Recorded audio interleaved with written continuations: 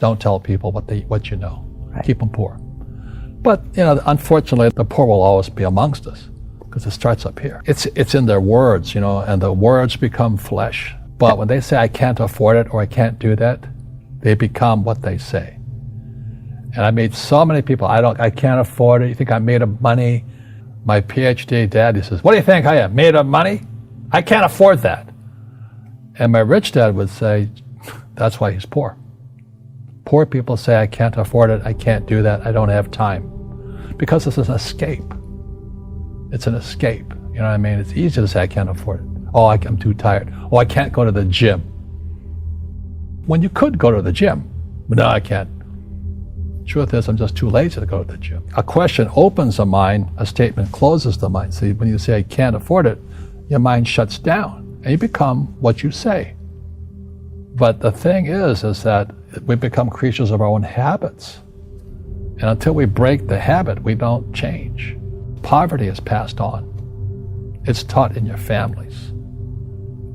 And middle class is taught in families. And so the people right now who are sitting at home, who are struggling financially or worried about money or unhappy, they may be making a lot of money, but unhappy with what they're doing, it was probably taught to you. Your superego was taught, get a job, work hard, or you'll never be rich, or the rich are evil, or whatever. If you're poor, you'll always be poor.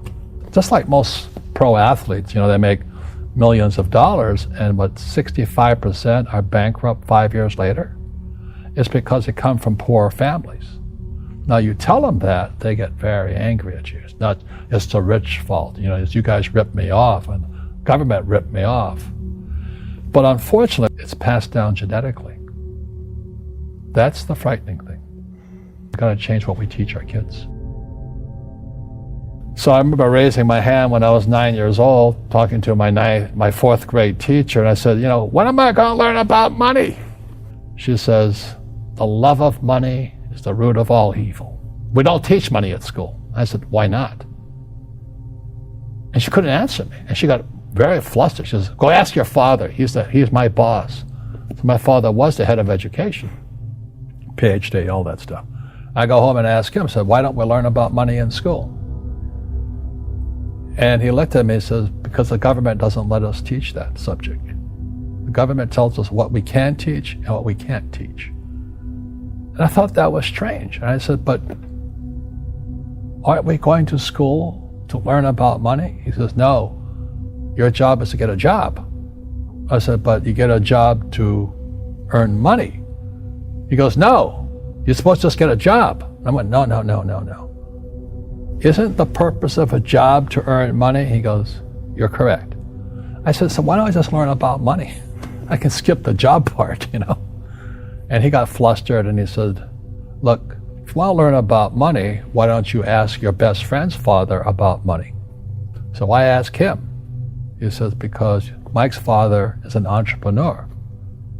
And I said, what are you? He says, I'm an employee. I'm a government employee. And I went, oh, what's the difference? He says, the difference is an entrepreneur must know about money, or they're no longer entrepreneurs. And he says an employee doesn't have to know anything about money, because the government will take care of them, the company will take care of them. Money on one condition. And that condition was he would never pay me. He says, the moment I pay you, you think like an employee. He says, that's the trap. Entrepreneurs work for free. And now I'm 9 years old, my head's going cracking in half. He says, you never want a paycheck. You understand that, kid? I said, okay, I got it. And he says, well, how do I make money? He says, that's what entrepreneurs figure out. It's the cat, which comes first, the cat or the cat chasing its tail. And I said, so how do I learn about money? So he would just break out a Monopoly game board. So I would work for free. I'd pick up cigarette butts, and he had hotels and restaurants, and I would clean and do menial tasks. And as I got older, I started getting into office work and marketing and accounting, and I was an apprentice basically, but I always worked for free. He says that the moment you accept a paycheck, your brain goes dead. As long as you're hungry, you'll think. And he was a great, great teacher. You see, most teachers in school They're out of ethics. They teach subjects they themselves don't practice. A fake teacher is somebody who just wants a job and they'll teach anything. They teach how to shine shoes if you pay them more money. But they really don't know what they're teaching. For example, my calculus teacher, went to military school in New York, and I asked the teacher, I said, I'm in my 3rd year of calculus now. I said, am I ever going to use this stuff? He goes, no.